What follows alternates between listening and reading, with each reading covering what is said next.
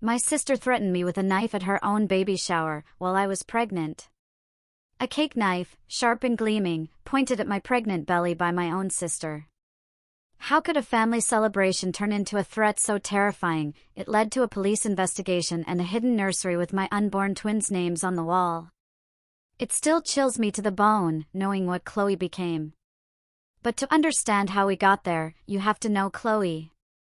For as long as I can remember, my life was just a stage for her endless, dramatic performances. When I was 12, about to play my first piano recital, she fainted dead center in the front row. Prom night, when I finally got crowned queen? Boom. Sudden heart attack scare. Every single big moment in my life, Chloe found a way to hijack the spotlight, making it all about her. So, 3 years ago, when her baby shower invitation landed in my mailbox, something just snapped inside me. A little devil whispered in my ear.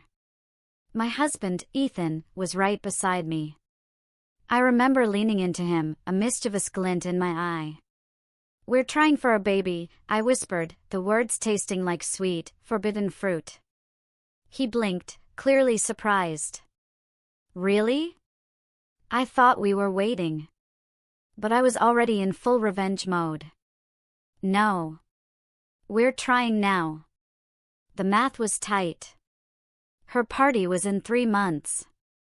I had maybe 3 cycles to get pregnant. I had to move fast. That first pregnancy test was a brutal letdown. Just 1 line. The second month, another soul-crushing negative. I was starting to lose hope. Then came the ultrasound. I was lying in that dark room, the cold gel on my belly, when the tech went utterly silent. My heart pounded against my ribs. "Move the wand around," she finally said, her voice laced with awe. "Congratulations. It's twins."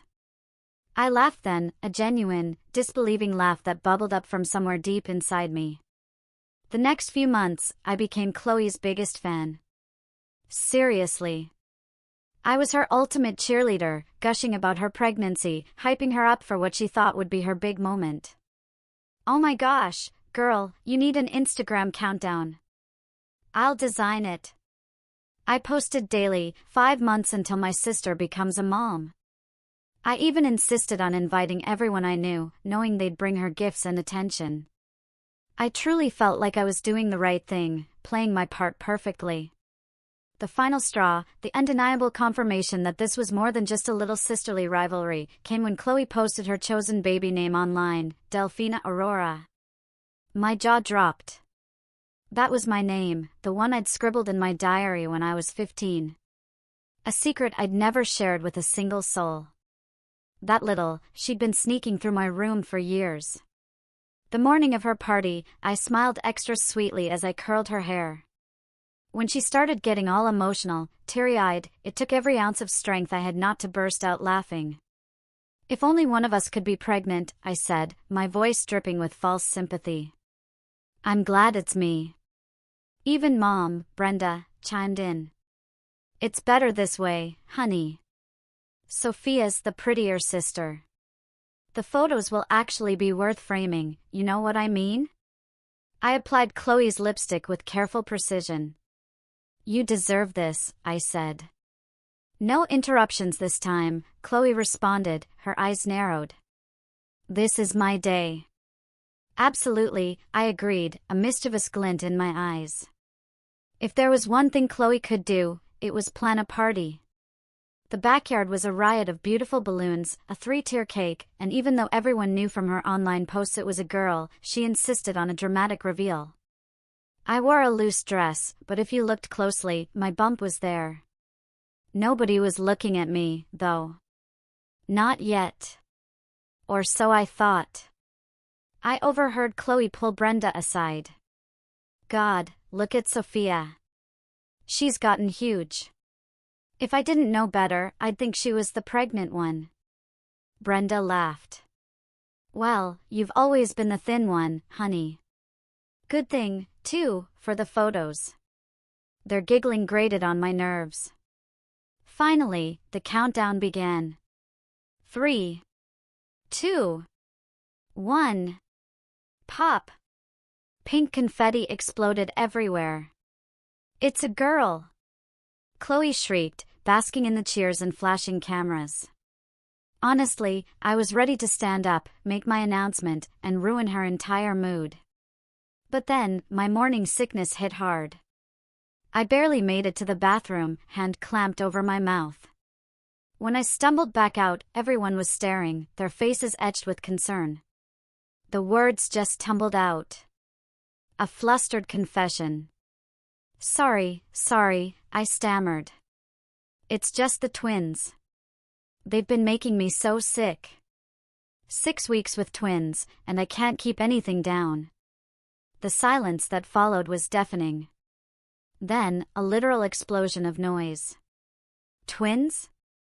Aunt Martha shrieked. Oh my gosh, Sophia!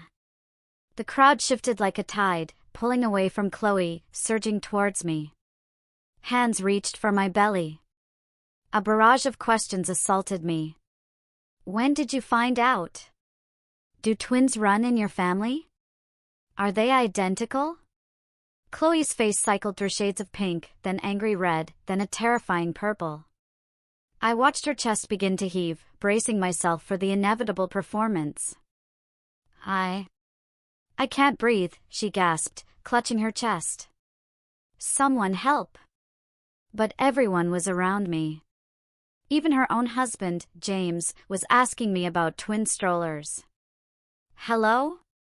Chloe shrieked, a primal sound. I'm having a panic attack. This is my party. Brenda glanced over, visibly annoyed. Chloe, honey, not now. Sophia is having twins. Her first pregnancy. That's when Chloe completely lost it. She grabbed the cake knife, and for a terrifying second, I genuinely thought this was how I'd die. Death by baby shower. This is my day, she screamed, mascara streaming down her face. Mine!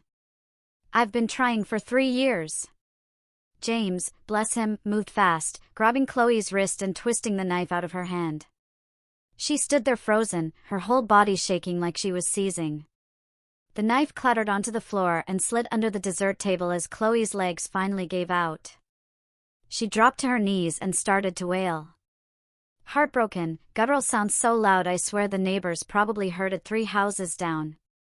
Black mascara ran down her face in thick, grotesque streams as she pounded her fists on the floor, screaming that I'd ruined everything, that I always ruined everything, that this was supposed to be her special day. Brenda rushed over, wrapping her arms around Chloe, rocking her back and forth, completely ignoring me, standing there in shock, my hand instinctively on my belly. At least 20 phones were pointed at us, everyone recording the entire meltdown like it was some kind of twisted reality show. James managed to get Chloe into a chair where she sat, hyperventilating, her chest heaving so fast I thought she might pass out. He whispered something in her ear, trying to calm her down while the rest of the guests stood awkwardly, not knowing where to look or what to do. Ethan grabbed my arm, his face completely white, pulling me towards the door. He asked if I was okay, urging me, we need to leave right now before things get worse. That's when Brenda stormed over, her hand flying out. Slap! The sound echoed through the whole room like a gunshot. My cheek burned like fire. She screamed that I was a selfish bitch who couldn't let Chloe have one single day without making it all about me. The room went dead silent, except for Chloe's ragged sobs. I heard several gasps. Ethan stepped between us, his voice a low, dangerous rumble. Back the hell off, or I'm calling the cops myself. Olivia, my angel, appeared beside me, announcing loud enough for everyone to hear, I'm calling 911 if anyone else lays a hand on her. Michael finally pushed through the crowd, looking like he'd seen a ghost, staring at what his family had become. Just then, Chloe suddenly bent over and threw up all over the floor, a disgusting yellow liquid splashing onto her expensive shoes. James jumped up, saying they needed to go to the hospital right now because she was having contractions from all the stress. Brenda immediately pointed at me, her voice cutting across the entire backyard.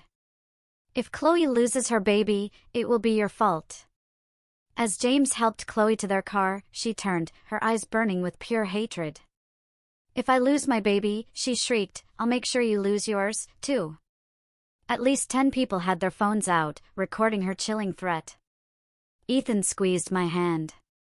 "We're filing a police report immediately." We sat in Ethan's car in the parking lot, my cheek throbbing, the twins doing frantic somersaults in my belly from the stress. He called 911 to report the assault and the terrifying threat against our unborn babies. I texted Olivia, begging her to save any videos. About 20 minutes later, 2 cops showed up, watching the footage Olivia and 3 other guests had already shared. They took pictures of my red, swollen cheek and told us to file for a restraining order first thing Monday morning. 3 hours later, we were finally home. Ethan was making me chamomile tea, trying to soothe my frayed nerves. He sat next to me on the couch, admitting he was genuinely scared of what Chloe might do next, suggesting we stay with his parents. But I shook my head, my resolve hardening. No way was I letting her drive me out of my own home after everything she'd done. My phone started blowing up with notifications. Videos from the party had gone viral on TikTok and Instagram, plastered with hashtags like #BabyShowerMeltdown and #PsychoSister. Comments poured in, calling Chloe crazy, Brenda abusive. Others, though, said I was wrong for announcing my pregnancy at her party, even if she had it coming. At 7 the next morning, the doorbell started going off like someone was holding it down. Ethan, still groggy, looked through the peephole. "It was Brenda, Mom." Her face red and puffy from crying. She kept pressing the bell, then started pounding on the door. Ethan told me to stay back, opening the door just a crack, the chain still on. Brenda immediately jammed her fingers through the gap, trying to force it open, screaming about the videos, demanding I come out and take everything down. Her voice grew louder, shriller, until she was basically shrieking that I'd ruined Chloe's life and destroyed our family. Ethan kept his shoulder against the door. "You need to leave." Brenda started kicking, screaming that I was a monster, always jealous. Neighbors started peering out. Mrs. Chin next door recording everything in her bathrobe. Brenda, seeing the audience, just amplified her performance, yelling about how I'd planned everything to hurt Chloe, that I was evil, that I always wanted to destroy my sister's happiness. Finally, Ethan threatened to call the police. Brenda backed away, but kept screaming threats from the hallway for another 20 minutes before finally leaving. An hour later, Michael called. His voice was utterly exhausted. Chloe was still in the hospital under observation.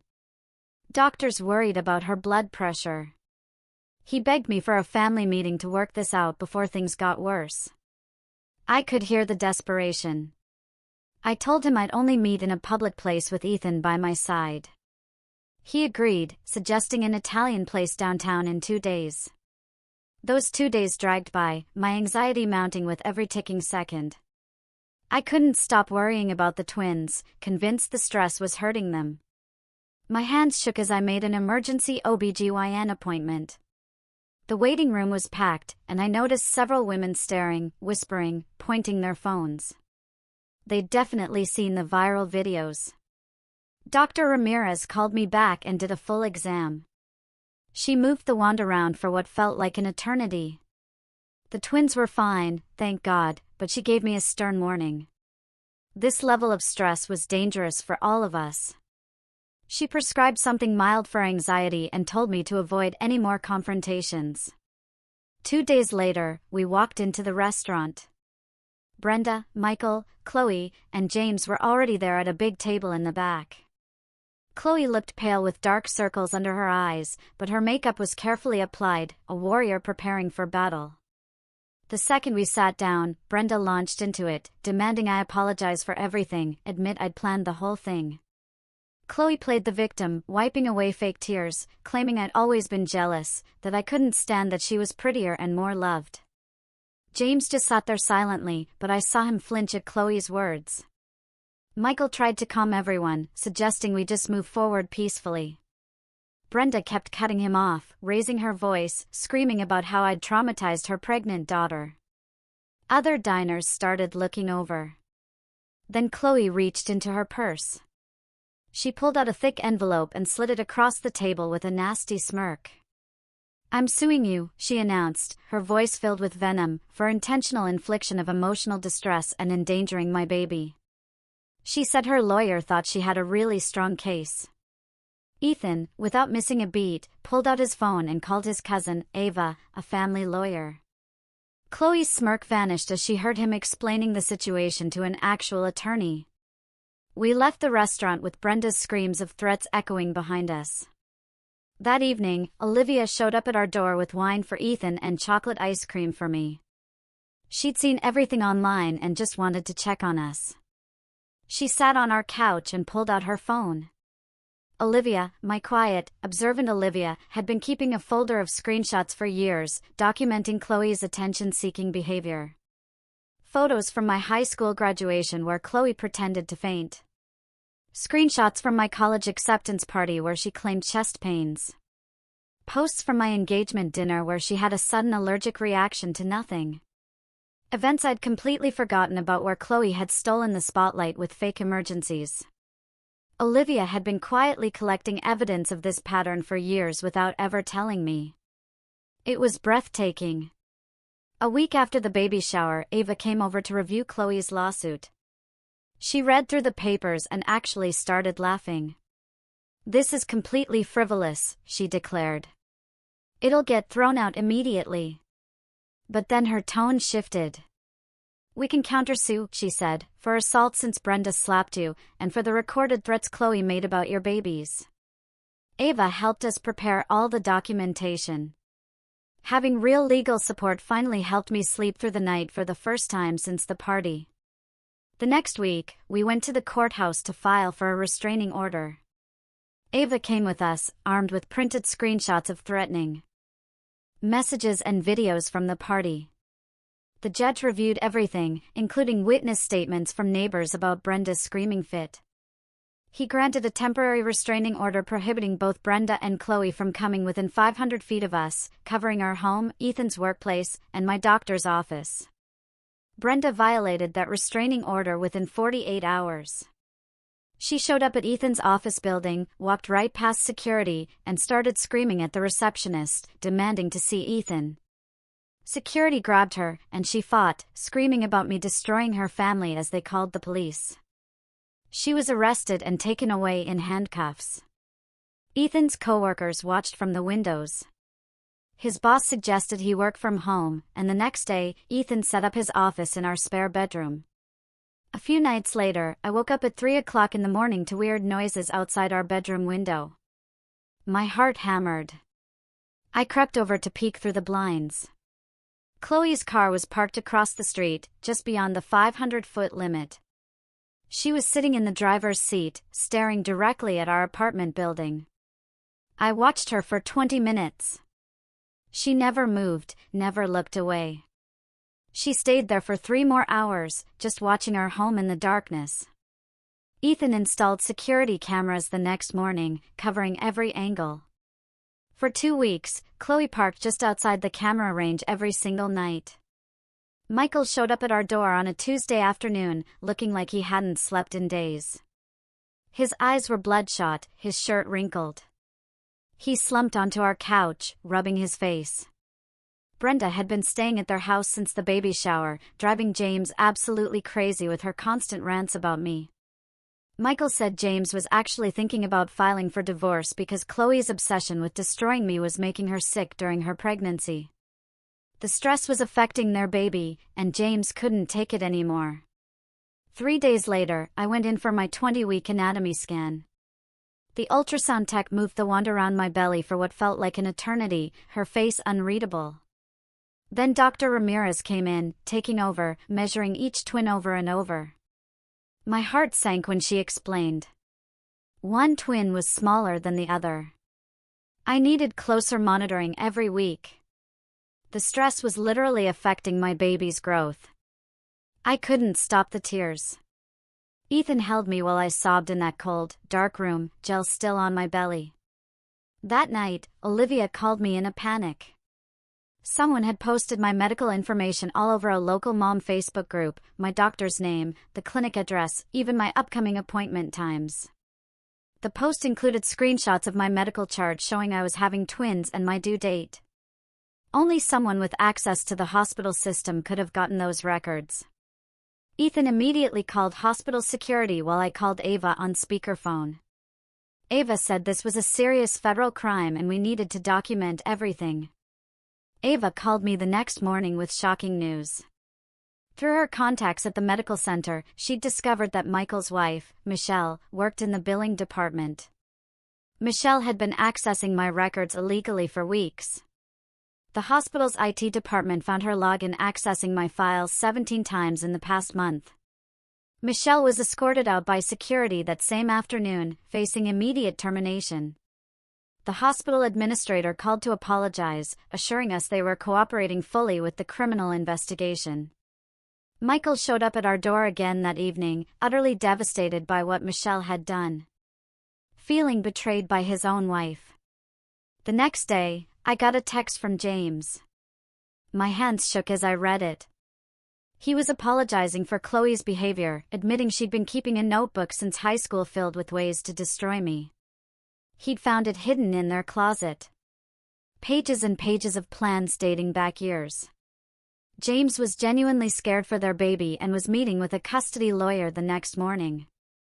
He even offered to testify on our behalf. 3 weeks after the baby shower, everything exploded online again when Chloe posted a completely made-up story on Facebook. She claimed I'd been stalking her for months, including doctored photos to make it look like I was following her. The post had fake text messages showing me threatening her and her baby. Within hours, the post had been shared hundreds of times in Buffalo mom groups. Strangers started sending me death threats through Facebook and Instagram. Someone even posted our home address, saying I deserved whatever happened to me.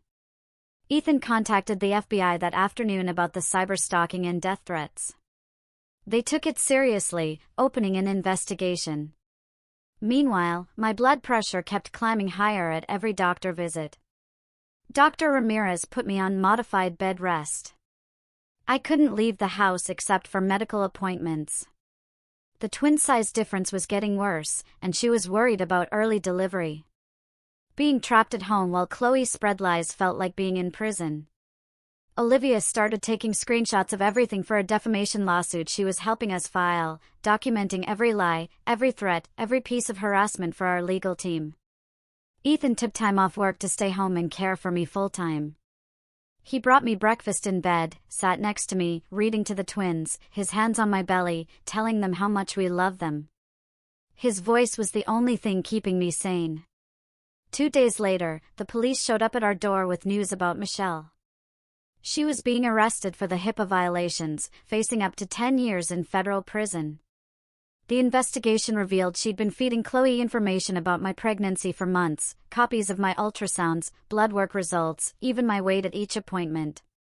Michael, disgusted, filed for divorce that same day. Our family was completely broken apart, everyone taking sides. A month after the baby shower, I was sitting by my bedroom window when I saw a process server walking up to our door. My heart sank as Ethan answered and took the thick envelope. Chloe was suing both of us for alienation of affection and conspiracy to ruin her reputation. She was also suing for emotional distress, claiming we turned her family against her on purpose. The lawsuit demanded $500,000 in damages plus legal fees. We were already spending thousands on our lawyer for the restraining order and criminal cases. Now, we needed a civil attorney, too. The bills were piling up faster than we could pay them. Ava called that night and told me to come to her office first thing in the morning. I sat across from her desk as she spread out papers, making lists. She filed 3 separate lawsuits against Chloe for defamation, emotional distress, and harassment. She pressed criminal charges against Brenda for the assault at the baby shower. Ava warned me this could take months, even years, but we had to fight back. 2 weeks later, I woke up at 3 o'clock in the morning with sharp pains shooting through my abdomen. Ethan drove me to the hospital, my hands gripping the door handle, trying to breathe through the contractions. The nurse hooked me up to monitors and called Dr. Ramirez, who rushed in, still wearing his pajama pants under his white coat. He gave me shots to stop the labor. The twins wouldn't survive if they came now at 24 weeks. I stayed in the hospital for 3 days on bed rest while the contractions slowly stopped. Chloe, of course, posted on Facebook about karma catching up to me while I was still hooked up to the monitors. James showed up at my hospital room the second day with flowers hidden under his jacket. He sat in the chair next to my bed, apologizing for everything, telling me Chloe had been prescribed medication for her mental health, but refused to take it. He was documenting everything for their divorce, keeping records of her erratic behavior. 6 weeks after the baby shower, Olivia organized what she called a support rally at our house. Cars filled our street. People I hadn't seen since college showed up with casseroles and baby gifts. My coworkers brought diapers. Our neighbors set up tables in the backyard. Everyone was talking about how crazy Chloe and Brenda had become with their social media posts. We were all in the backyard when we heard screaming from the front. Chloe stood on our lawn, 8 months pregnant, yelling that I was turning everyone against her. Olivia tried to gently guide her back to her car, but Chloe pushed her away. That's when liquid splashed onto the grass. Chloe clutched her belly.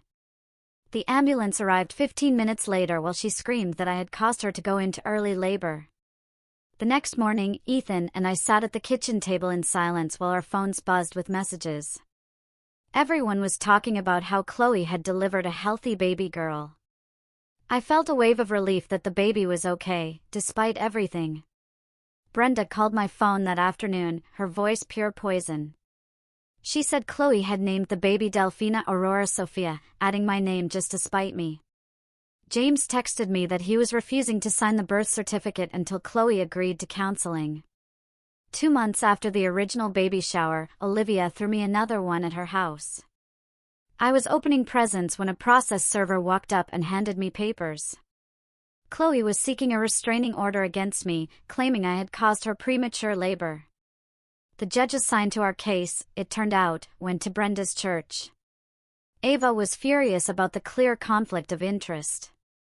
Despite all our evidence and Ava's arguments, the judge granted Chloe's restraining order against me.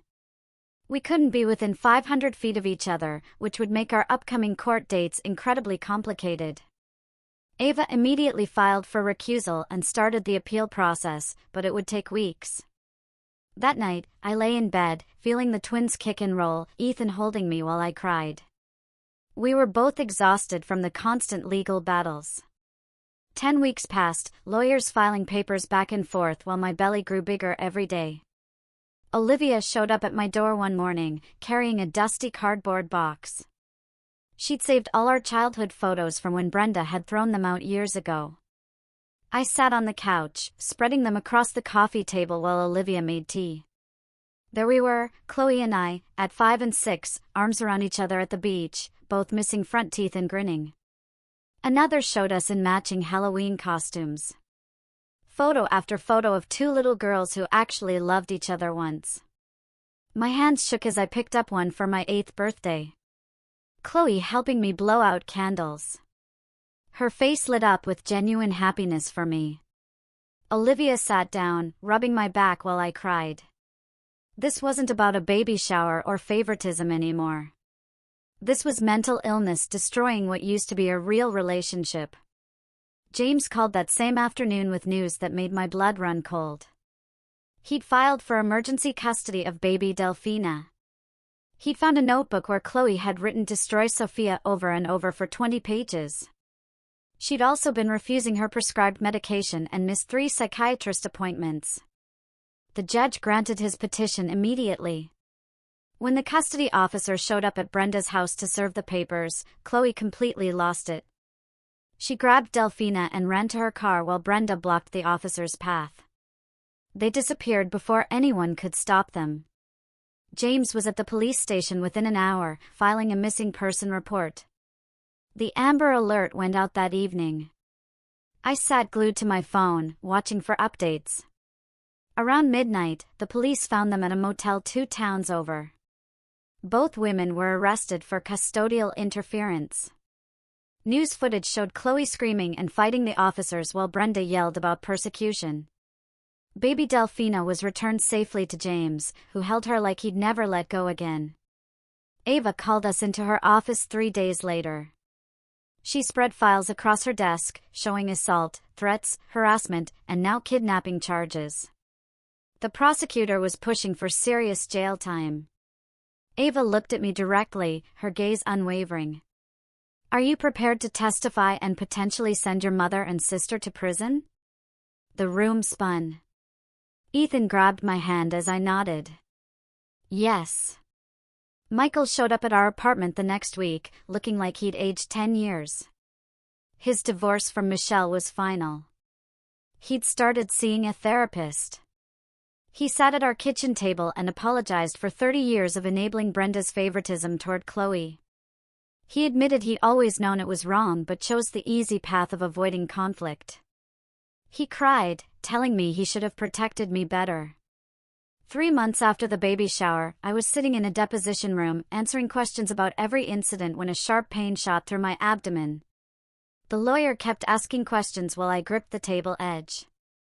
Another contraction hit harder. Ethan jumped up as I doubled over. The stenographer called 911 while I tried to breathe. At the hospital, Dr. Ramirez worked quickly to stop the labor. She checked the monitors constantly, explaining that the stress was triggering real labor at only 30 weeks. The twins needed more time. She managed to stop the contractions but warned they could start again any moment. Meanwhile, Ava's appeal worked. The recusal was granted. A new judge reviewed everything and immediately threw out Chloe's restraining order against me. He issued bench warrants for both Chloe and Brenda for violating the original protection order. Justice finally seemed possible, but Dr. Ramirez insisted on complete hospital bed rest for the rest of my pregnancy. I spent my days in that sterile room, watching the twins' heartbeats on monitors. Through a fake Instagram account, I watched Chloe post about being a victim, claiming the system was against her, completely detached from reality. Then Ethan brought news that made everything more complicated. His company was transferring him to Seattle with a big promotion and full relocation assistance. After everything that had happened, they wanted him in a different office. He held my hand as we talked about leaving Buffalo behind, starting fresh, 3,000 miles from my family. Part of me felt relief, the promise of escape, but another part felt sad about running away. 2 days later, Chloe showed up at the hospital claiming she wanted to apologize. Security stopped her at the elevator, but she managed to scream loud enough for the whole floor to hear, "I hope your babies die, just like our relationship has." 3 nurses witnessed it. Security had to physically remove her. Ava added witness intimidation to the growing list of charges. James showed up at my hospital window 14 weeks after that crazy baby shower, his daughter wrapped in a pink blanket. Baby Delphina was so tiny and perfect, her little fingers grabbing at the air while she slept. He held her up to the glass so I could see her face better and mouthed that he'd filed for divorce. The papers were signed. He was moving to his mom's place in Rochester to raise her away from all this mess. I pressed my hand against the window, watching them leave. This innocent baby who had no idea what her mom had done. Ava called the next morning to tell me the district attorney was taking over our case completely. They were combining everything into one big criminal case against both Chloe and Brenda for the kidnapping alone. We weren't just dealing with a lawsuit anymore, but actual felony charges that could mean real prison time. We'd have to testify as witnesses in a criminal trial now, not just some civil case. The arraignment was set for Tuesday morning. I watched the news coverage from my hospital bed. Brenda stood there in an orange jumpsuit next to Chloe while the judge read the charges.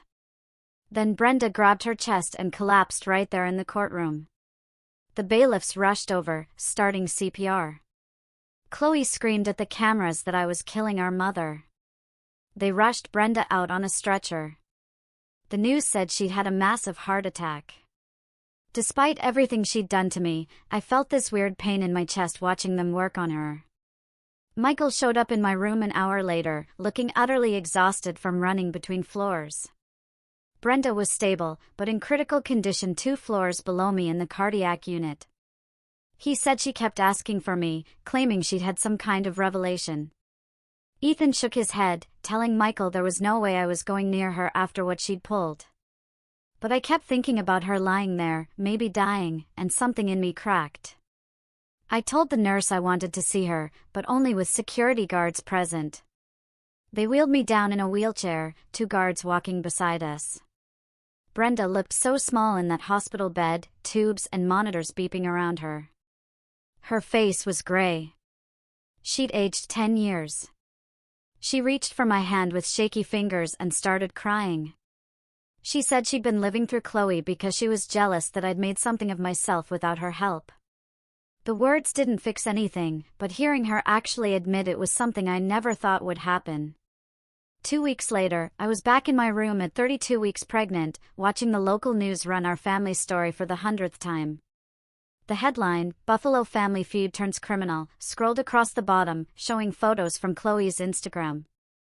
I rubbed my huge belly, a horrifying realization dawning on me: my twins would someday Google their family and find all this crap online forever.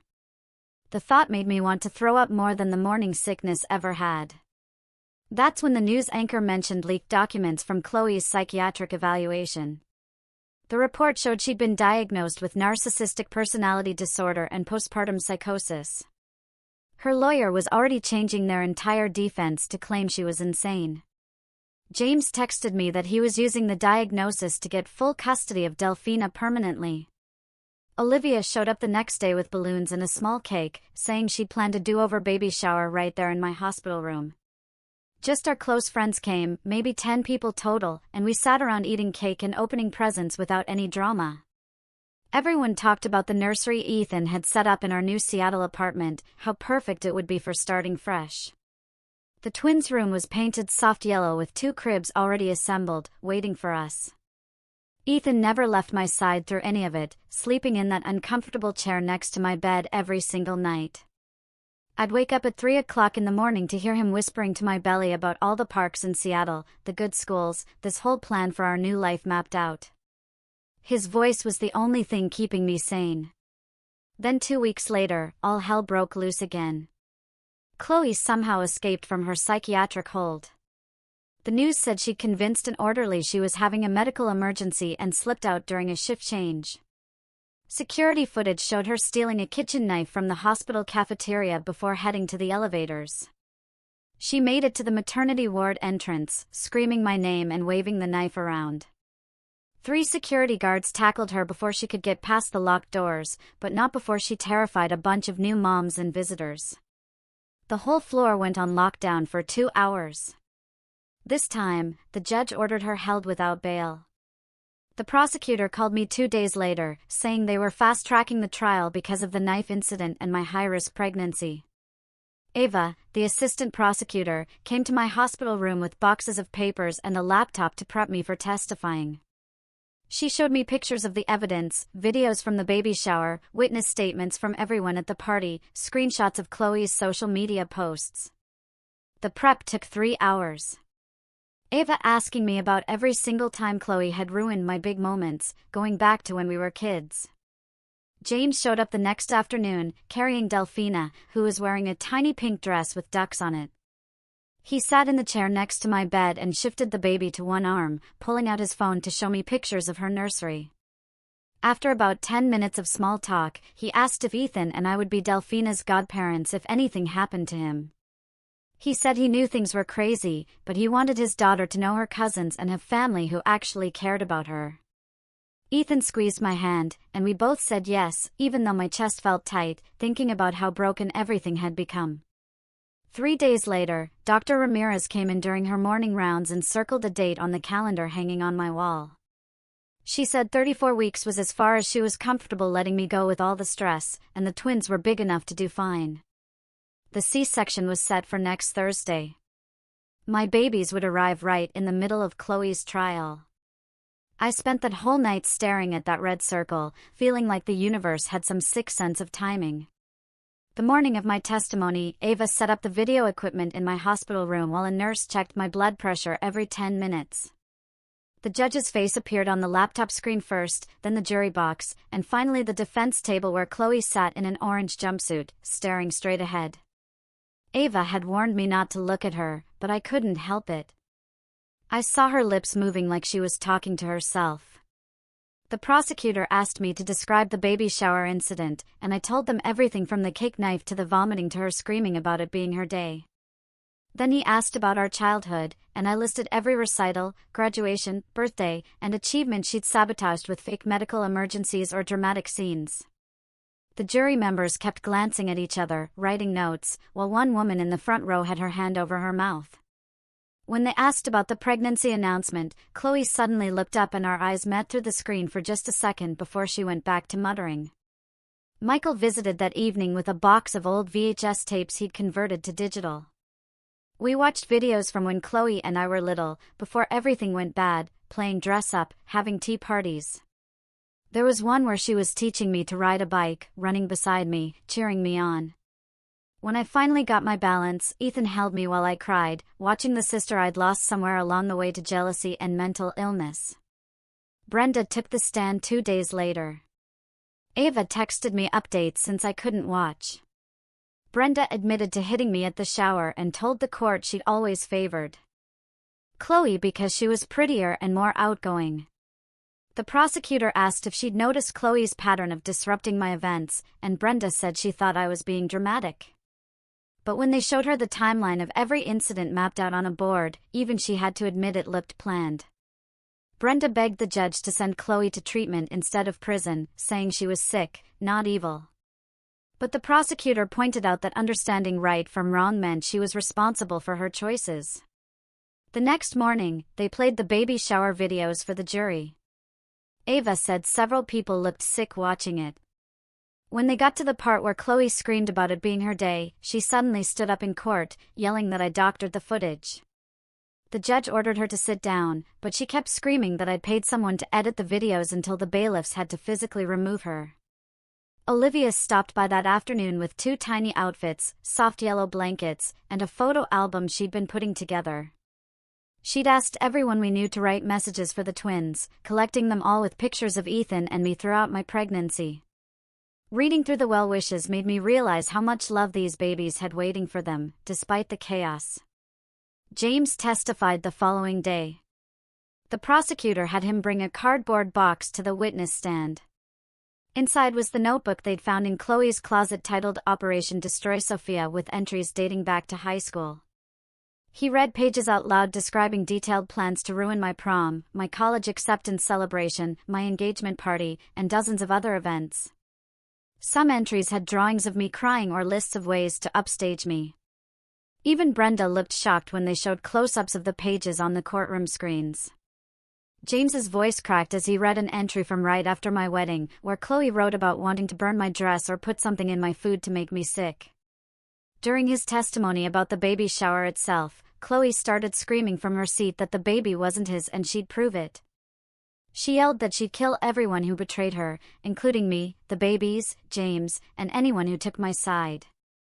The judge ordered her removed, but she kept screaming threats until 4 bailiffs dragged her out, her teeth bared, trying to bite one of them. The judge immediately ordered a psychiatric evaluation and said she'd be held at the state mental facility until further notice. 2 weeks later, the judge made it official. Chloe couldn't stand trial because she was too sick mentally. The court sent her to the state hospital for treatment that could take years. Brenda's case went forward on its own since she was mentally fine. Just mean. Ethan held my hand tight when we heard the news in our apartment.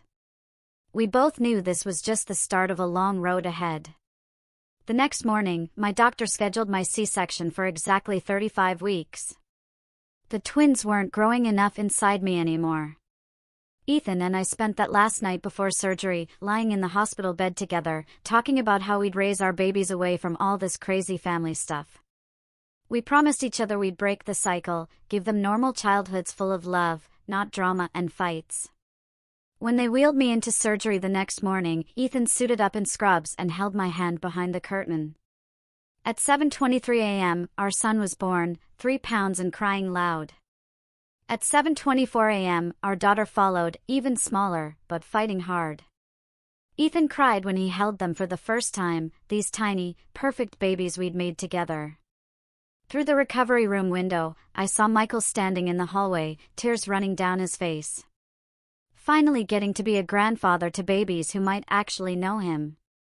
The nurses took our twins straight to NICU, where they'd need help breathing and eating for a while. 3 days after the birth, Michael came to visit with news about Brenda's trial. She'd been convicted of assault and harassment, but only got 2 years probation and mandatory therapy sessions. The judge banned her from contacting us unless we reached out first, which we never would. Michael said she was finally starting to accept what she'd done wrong, but honestly, I didn't care about her redemption story. A week later, Ava brought mail to the NICU while I was holding my tiny son for skin-to-skin time. The letter was from Chloe's psychiatric facility. My hands shook as I opened it. She'd written to apologize, but also to announce she was pregnant again with James's baby from before their separation. James showed up an hour later, completely broken by the news that he'd be tied to Chloe forever now through 2 kids. The twins stayed in NICU for 3 full weeks, learning to breathe and eat on their own, getting stronger every day. Olivia visited daily, bringing updates on our Seattle house preparations, showing me photos of the nursery she'd painted soft yellow with clouds on the ceiling. She'd found us a great neighborhood with good schools and normal families who didn't assault each other at baby showers. Ava filed all the legal paperwork to make our move protected, transferring the restraining orders to Washington state, where the stalking laws were stronger. She made sure Chloe couldn't follow us or send people after us. On the twins' second week in NICU, James brought Delphina to meet her new cousins through the glass window. He held his daughter up so she could see the tiny babies in their incubators, and she pressed her little hands against the glass, saying babies over and over. Watching James gently explain to Delphina that these were her cousins made me see what kind of father he could have been in a different life, without Chloe's poison. He promised me he'd keep Chloe away from us, that he'd handle her visits with Delphina so we'd never have to see her again. 2 days before the twins were supposed to be discharged, Chloe's psychiatric team called with urgent news. She'd become completely fixated on my twins during her treatment sessions, telling everyone they were actually her babies that I'd stolen. The delusions were getting worse despite the medication, and she tried to escape twice to come find us. The psychiatrist strongly recommended we leave Buffalo immediately once the babies could travel. At exactly 3 weeks old, the twins finally hit their weight goals and could maintain their body temperature without the incubators. As Ethan signed the discharge paperwork, Michael arrived with news that Michelle had pleaded guilty to the HIPAA violations for accessing my medical records. She got 6 months in jail and lost her nursing license forever. Another domino falling in the chain of consequences from that baby shower. Our last night in Buffalo came 3 days later. Olivia had somehow pulled together a goodbye dinner at her place with a few family members still talking to us. Michael handed us a thick photo album filled with pictures from before everything went crazy, back when we were all just kids playing in the backyard. He promised to visit Seattle once we got settled. The twins slept through most of the dinner in their car seats while people took turns holding them and crying. Olivia made my favorite lasagna and kept refilling everyone's wine glasses, even though nobody was really drinking. The next morning at Buffalo Airport, I was pushing the double stroller through security when I saw her. Chloe. She stood near gate 12 with some kind of medical aid beside her, wearing sweatpants and a hoodie I'd never seen before. Her face looked puffy from medication, and her hands shook as she held a coffee cup. She saw us at the exact same moment I saw her. Her whole face just crumpled like paper, and she mouthed something that looked like, "I'm sorry," before the aide turned her around and led her away toward a different gate. That was the last time I ever saw my sister. On the plane, I nursed both twins while Ethan scrolled through Seattle neighborhood listings on his phone. An older woman across the aisle kept smiling at us, finally leaning over to say we had beautiful babies and what a lovely family we made. She had no idea we were basically refugees fleeing our hometown. When we landed in Seattle, my phone exploded with messages from Ava. Chloe had been committed involuntarily for at least 6 months after she'd threatened to find us and take what she called her babies. James was filing for permanent custody of both kids since she'd been declared unfit. The legal battles would keep going without us there. Our new house in Seattle was perfect with its big windows and quiet street, but I couldn't relax. Every doorbell made me jump. I checked the locks 3 times before bed and studied every face at the park like they might be someone Chloe sent. Ethan found us a family therapist who specialized in trauma, and we made our first appointment for the following week. Michael called 2 weeks later with updates about Brenda. She'd started therapy and was finally accepting how she'd enabled Chloe's behavior for years. She'd written us a long letter that Michael offered to read. It was actually remorseful, talking about how she'd failed both her daughters by playing favorites and creating this competition. A month into Seattle life, the twins smiled for the first time during a video call with Olivia. Real smiles, not just gas. Olivia started crying immediately. Then I was crying. Then Ethan was crying. All of us just sobbing at these 2 tiny babies grinning at a phone screen. These perfect moments reminded me why we'd fought so hard to protect them. Then Ava called with news that made my stomach drop. Chloe had lost the pregnancy during what they called a psychotic episode where she tried to cut the baby out herself because she believed aliens had put it there. They'd moved her to a long-term psychiatric facility upstate. Even after everything she'd done, I felt sick thinking about her lost baby and her broken mind. James decided to move to Portland with Delphina and his new girlfriend. Close enough for the cousins to grow up knowing each other, but far enough from Buffalo's poison. We agreed to meet up once a month for playdates, trying to build something healthy from all this wreckage. 3 months into our Seattle life, the final legal papers arrived by certified mail. All criminal charges resolved with plea deals or convictions. The restraining orders made permanent. Our Buffalo house sold to a nice young couple who had no idea about its history. The last document confirmed Chloe would remain institutionalized indefinitely, declared a danger to herself and others. The war was over, but nobody had really won anything. Going back to work felt weird after everything. The office building downtown had glass doors that reflected my face back at me. And for a second, I didn't recognize the woman staring back. Ethan stayed home with the twins while I sat at my desk, answering emails about marketing campaigns and quarterly reports. My coworkers talked about their weekend plans, complained about traffic. Nobody knew about the viral video or the knife or any of it. During lunch breaks, I pumped milk in the bathroom and checked my phone for pictures Ethan sent of the babies. 3 weeks into the job, my manager asked if I wanted to join the team for drinks, and I actually said yes. Sitting in that bar, listening to normal people talk about normal problems felt like wearing a costume that finally fit. My therapist's office had beige walls and a white noise machine that made ocean sounds. I sat on her couch, picking at the throw pillow while she waited for me to speak. The words stuck in my throat for 20 minutes before I finally said it out loud. I got pregnant on purpose to hurt my sister. Not for love or wanting a family, but for revenge. The therapist didn't look shocked or disgusted, just nodded and asked how that made me feel now. Empty, I told her. Empty and guilty and somehow still angry. She said healing meant accepting all the ugly parts of how we got here. 6 months in Seattle meant the twins were turning 1. Michael called, asking if he could visit. I almost hung up, but Ethan grabbed the phone and said yes before I could stop him. Michael showed up at our door holding a wrapped box, looking older than I remembered. He handed me the gift without meeting my eyes and said Brenda made it but couldn't come herself. Inside was a quilt made from fabric scraps in every shade of blue and green.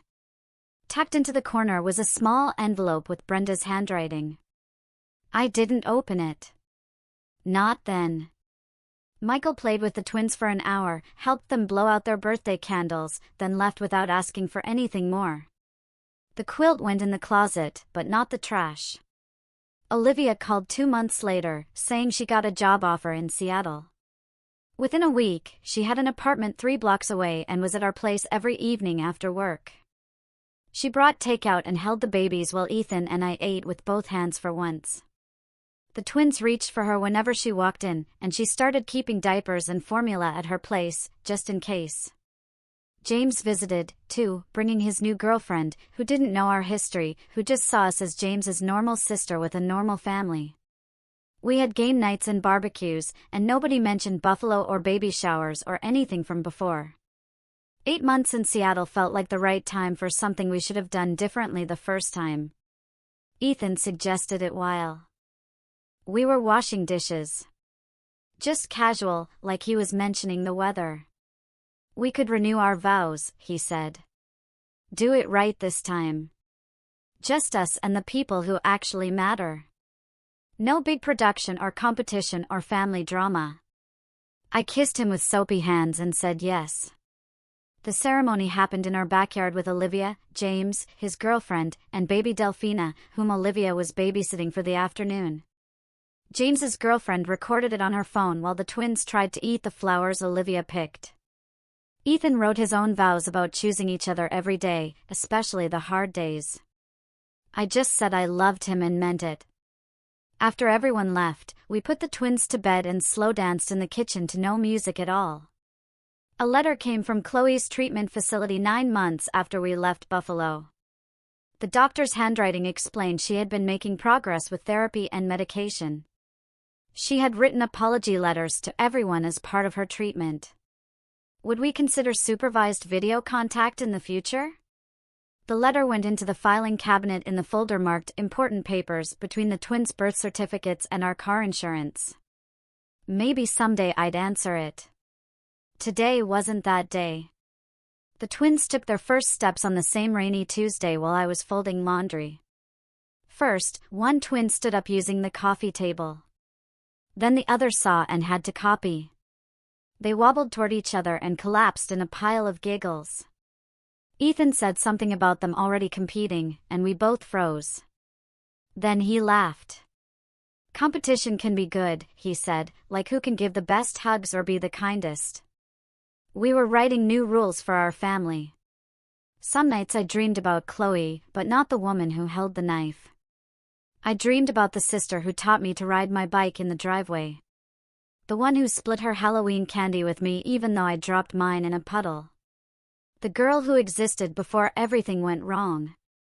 I woke up crying from those dreams, grieving someone who might have only existed in my memories. Ethan held me without asking questions because some pain doesn't need words. 1 year in Seattle meant 1 year since the baby shower. I posted a single photo on Instagram of the twins laughing at the park. The caption read, "The best revenge is a life well lived." And I turned off comments before anyone could respond. Some stories didn't need audiences anymore. The park near our house had baby swings and a sandbox where the twins could dig for hours. Ethan pushed them while I sat on the bench with my coffee, watching our little family that we built from chaos. A woman sat down next to me and commented on how calm and happy we all looked together. For the first time, I believed her. The twins would know their story someday when they were old enough to understand that families can break and heal again. They'd know about their aunt and their grandparents and why we lived so far from where Mommy and Daddy grew up. But today, they just knew that Daddy made airplane noises when he pushed them high and Mommy always had goldfish crackers in her purse, and their world was safe and small and full of love. That was enough. That was everything. This journey, it changed everything. It broke me, it rebuilt me, and it showed me what truly matters. If you've ever dealt with toxic family, or if you just have thoughts on my story, I'm genuinely curious to hear them. What would you have done differently? Let me know in the comments below.